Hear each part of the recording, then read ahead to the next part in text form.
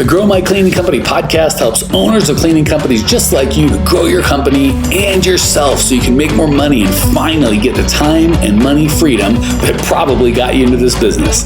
Discover how to automate and create systems that allow you to grow like crazy without losing control. If you dig the show and want to show some love, subscribe, rate, and review on iTunes. It really helps. Enjoy the show. Hey, Cleaning Nation, Mike Campion here with Jess of Jess and Natasha. They started Jessie Clean in November 2018 in Indianapolis, Indiana. They're a woman-owned company. For those of you joining us on video, you can see Jess, clearly a woman. I can only assume Natasha, also a woman, but I can't verify. I haven't seen her. So I'm just going with the name and Jess's outrageous claims. They serve and empower women through residential cleaning. Jess, welcome to the show. Thank you. Glad to be here. So we're recording this 2021. So it sounds like you've got 3 years, give or take in. How did you and Natasha meet? How did you go from whatever your regular lives were to this kind of nonsense? Give us a little background. Sure. So she and I have been best friends for over 25 years. In 2018, life kind of hit me hard, and Natasha as well. We both lost big girl jobs, our careers in sales. I had a sick father and a sick kid and couldn't keep my numbers up with trying to take care of life. And she's a single mom and lost her job. So I used to clean in college for drinking money. Let's be real. I thought, hey, let me put out there, see if anyone could use some help around the neighborhood. I'll do this for a month or two until I get back on my feet. And she decided to pursue her dream and go back to school. So she joined me on evenings and weekends, and it's just kind of taken off from there. Beautiful. I love that story. I think my favorite part is a lot of people would have externalized, right? Oh, it's my company didn't support me when I needed help, and who could deal with a sick dad and a sick kid, and the world's coming apart and it's not my fault. I love that you're like, well, that's my situation I find myself in today. So how can I respond to have the life that I want and be who I need to be for my family? And that's big girl stuff. There's a lot of people just would crumble up and kind of shirk their responsibility or go, maybe the government will fix it, or maybe someone else other than me. I love it. Like, nope, there's me and the lady in the mirror, and that's it. we're going to get to work and make this happen. We definitely had to swallow some humble pie because both of us have degrees and over 20 years of corporate experience. And, now we're cleaning toilets, and it was humbling, but a great experience. Most humbling experiences at the time, not great. In retrospect, great or good at the very minimum, if not great. So, right. Are you guys still cleaning, doing some of the cleaning, all the cleaning, none of the cleaning? For the most part, we're up to about 12 ladies right now, including ourselves. So we're focusing more on working on our business rather than in it. So we handle most of the administrative stuff while our team goes out and does the hard work. All right, I heard 12 employees or 12 cleaners plus us. Are you still doing some of the cleaning? With us, there are 12. So we'll fill in out of necessity. We hire a lot of single moms. So, kid's sick, something comes up. If we need to tag in, we're not above doing it every now and again. All right. Well, if we end up working together, you will be above doing that now and again. Okay. I'll yell at you about that later. That's okay. Not the question you had. So what question do you have? How can I support you and Natasha today? Well, we're unique. We have a unique structure in that we have two business partners. She and I are equal partners. She and I are both very passionate about making a difference in our community and creating opportunities for women to have a work-life balance and still make a decent living wage. Our ladies average between 18 and 26 an hour with gratuities. And just we're even with a 40 to 50% profit margin with the supplies and marketing and systems that we use, we're barely making more than our girls. Mm-hmm. So we're struggling and need to know, how can we continue to pay well, make a difference in our community, but also not struggle ourselves? That's a great question. And pieces of that have been asked at different times of different podcasts, but I think that's the first time you've kind of have all 3 or 4 of those little chunks together. So I love that situation. I'm confident we'll be able to help you too, but dozens, if not hundreds of other listeners that are in a similar situation can take a piece. So I thank you for that question. I love it. Don't love that you're there, but I love that we're going to be able to help you and everyone else get where you want to go. Thank you. So there's really 2 parts to it. I'm hearing words like decent wage, living wage, pay well. I'm going to encourage you to consider a reframe around that. So part of it's going to be business. That's like, this is just math and it's not really my opinion. It's just how it is. Part of it's going to be my opinion, having built businesses over the last 25 years, coached and all that sort of stuff. So this first part's going to be opinion. Then I'm going to kind of get into, I hate to say fact, but just like math, right? It's like, you can disagree with me, but 2 + 2 is going to equal 4, whether we, regardless of our feelings. So this part, math's not my strong suit, so give it to me. Luckily, it'll be easy math, but let me start with kind of my philosophy, which would be, again, opinion, right? So you can take the parts that you leave. And again, it's pretty experienced opinion. I do this a lot. We've helped thousands of owners, but it's still, there are other ways to skin that cat. So in my humble opinion, because a lot of people, and I did this when I had my cleaning company, right? We know how hard it is to, and I wasn't even on the mission that you were in to like serve women. So I didn't have that underlying key, right? Which is important, by the way. We are on a mission to serve owners of cleaning companies. So please don't hear me diminishing that mission. I'm all for your mission. I think it's really important to just not clean toilets, right? To be like, no, we're doing something big. The way we get about that, I might just give a different potential reality. You can take it or not. Sure. So I used to be the same way. Oh my gosh, it's so hard to hire people that are good. And then you get someone that's good. You're like, oh my gosh, I want to make them a supervisor and kind of give them extra responsibility and money because we're entrepreneurial and we think they're going to be entrepreneurial. But 9 times out of 8, that's just not the case. Right. So as I got older, I realized, man, in the cleaning business, oftentimes the people that are cleaners are not going to be good other things, right? They're good at cleaners. That doesn't mean they'd be a good salesperson or a good accountant or a good manager of cleaners. It's just not that it can never work. It's just generally not that it.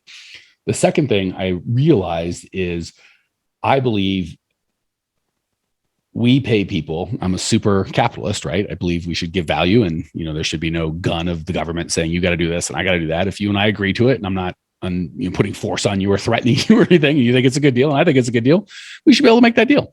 So I believe that we can only pay what stuff's worth.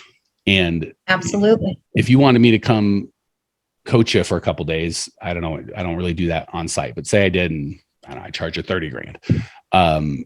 And we got there and you're like, all right, Mike, we got to get to, someone called out, you and me got to start cleaning.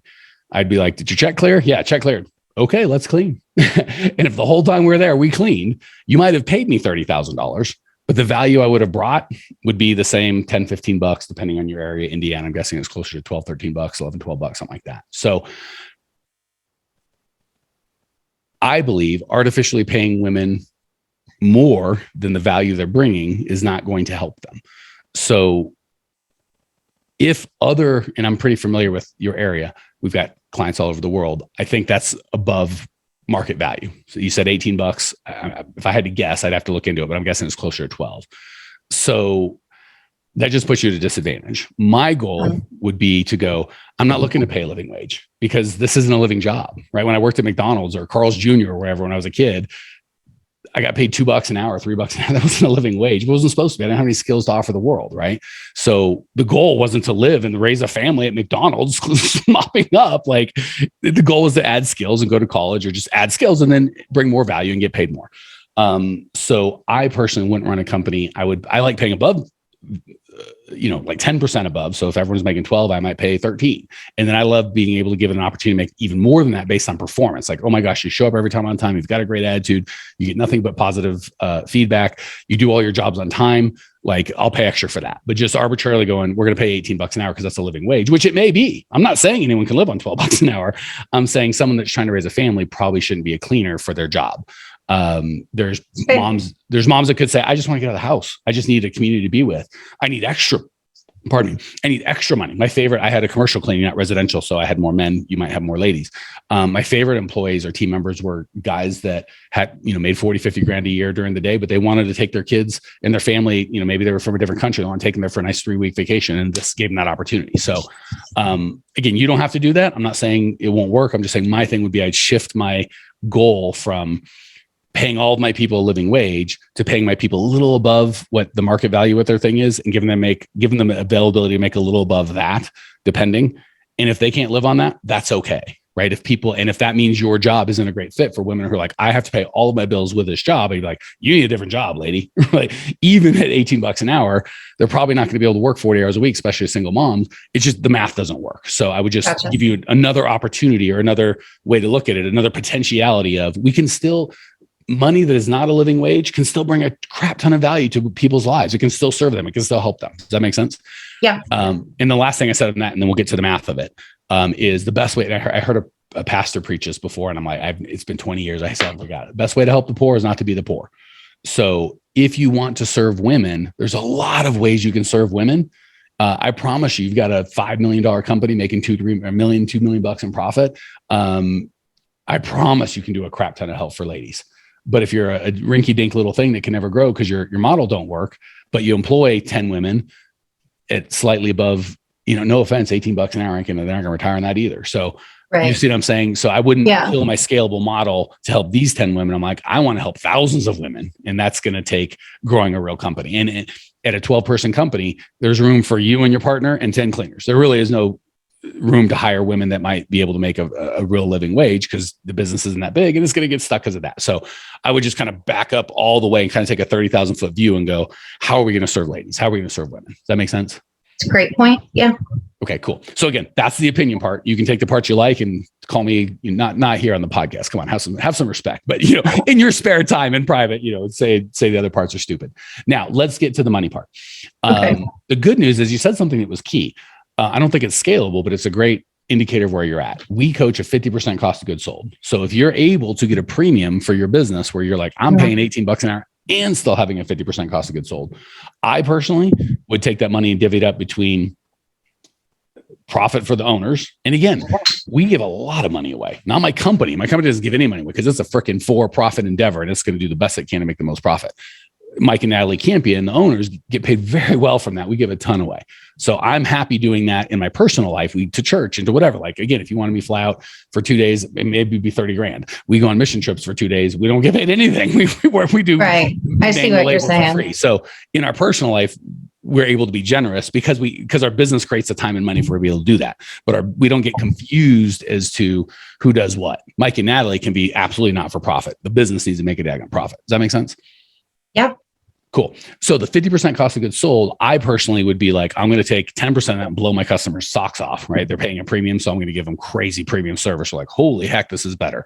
And the other 10% I'm going to take to, the other part of that that's available, I'm going to take to make more money. I'm going to be more profitable. And I probably would choose to give a lot of that away in my personal life, but I'm going to do it through my personal thing. So that said, the 50-30-20 rule typically says you got a half, 50% for your cost of goods sold, and 30% for your overhead, which is plenty to do things like advertising, uniforms, professional development, both for you and your team. That's how I would invest in my people, by the way, giving them money, investing in their development, training, helping them get more skills. I'm all up in that business altogether. So that would be the 30%, and that leaves 20%. So I don't know what your numbers are. We don't need to talk about them. Let's just use 10 grand in revenue because it's a pretty round number that people can identify with.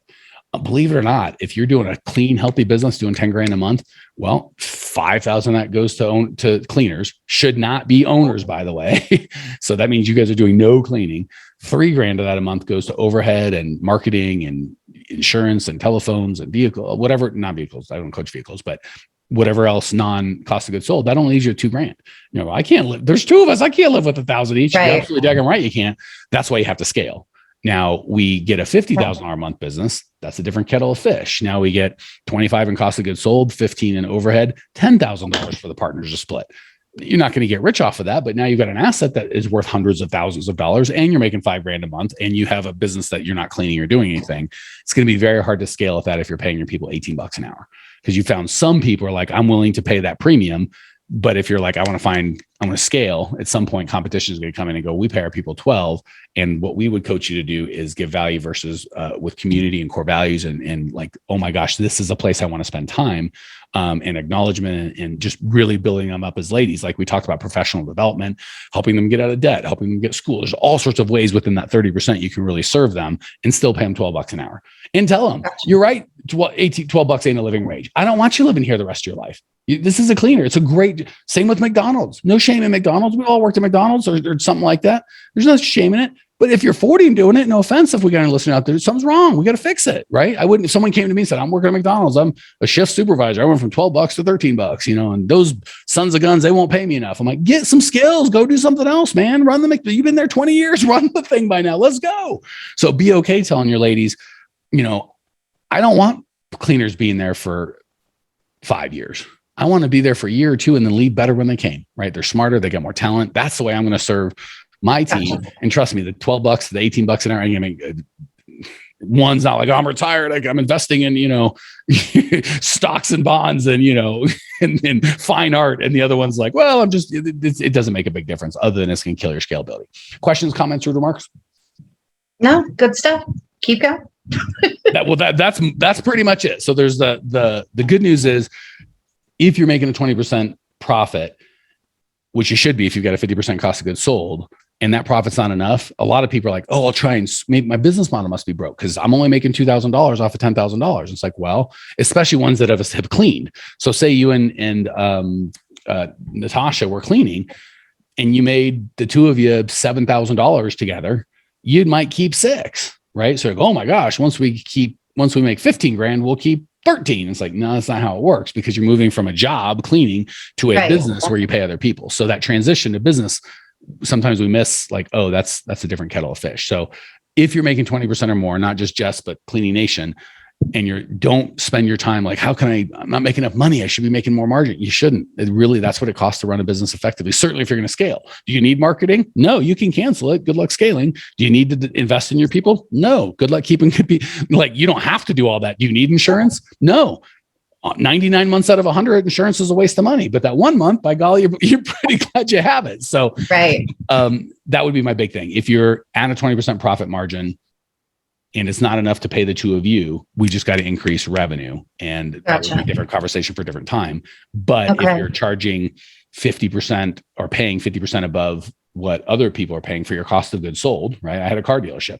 If you're buying cars to sell for 10 grand and I'm paying 15, how am I supposed to compete?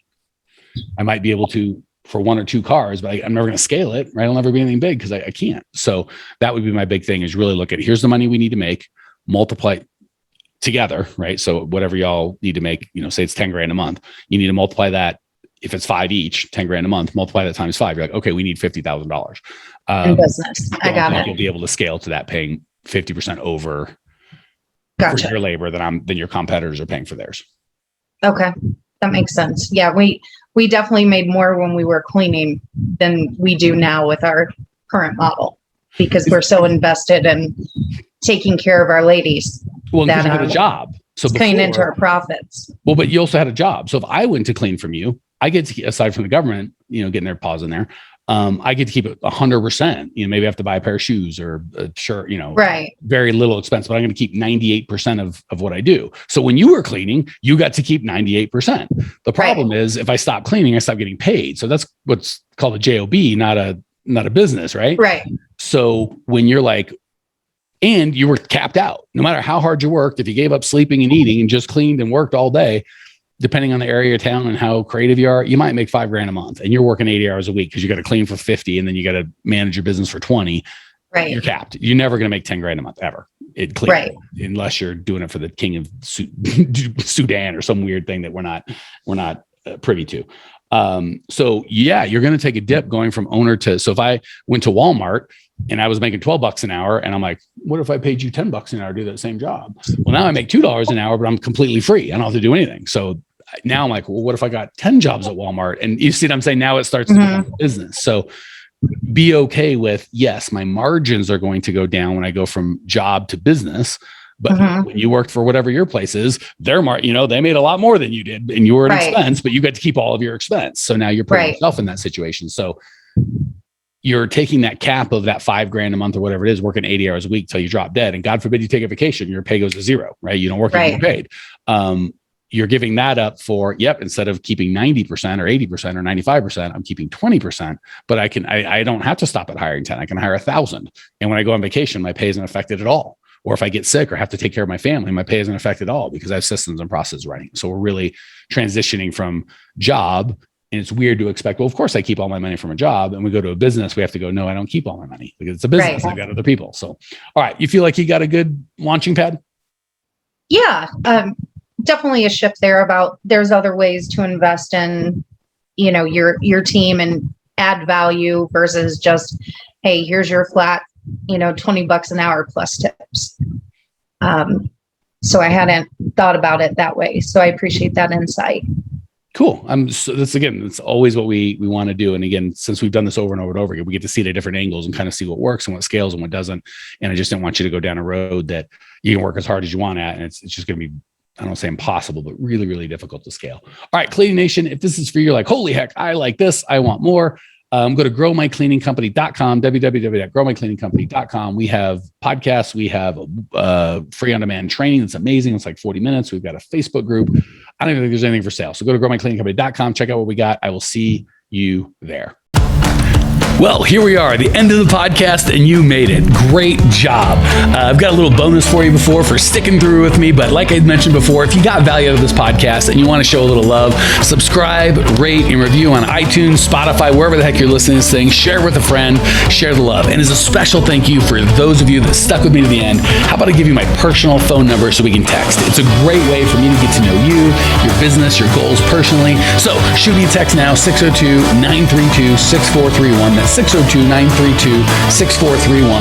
I am the only one who responds to these texts, and I will personally respond to everyone I possibly can as long as this number is manned. Don't know how long we're going to keep this at the end of the podcast, so grab it now. 602-932-6431. Give me a text. Say hey. Can't wait to meet you.